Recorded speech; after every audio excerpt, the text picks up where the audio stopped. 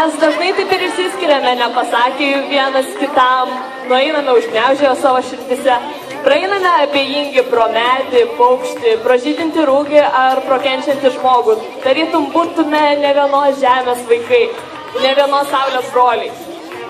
Nenorėdami, kad taip atsitiktų, norime pasveikinti jūs, mėlieji mokytojai, ir padėkoti už tai, kad padedate statyti pačius pirmus gyvenimo pamatus. Taip pat norėtume padėkoti už tai, kad padėjote nepasiklysti tarp aukštų knygų lentynų ir rasti atsakymus į svarbiausius gyvenimo klausimus. Už tai, kad galėjome pažinti, mokintis ir semtis patirties iš mokytojų. Ačiū, kad mokite ne tik skaityti, rašyti bei skaičiuoti, bet ir gyventi. Už tai, ką mums davėte, ir už visas žinias, kurias turime dabar ir kurias dar atrasime. Už tai, kad suteikėte mums ne tik žinių, bet ir atidavėte savo širdį bei kantrybę.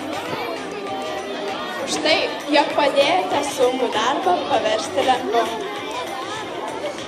Už mūsų kaip asmenybių raidą ir už tai, kad ugdote mūsų charakterius. Tačiau kinų patarlė sako, mokytojai atveria duris, o eiti pro jas turime patys.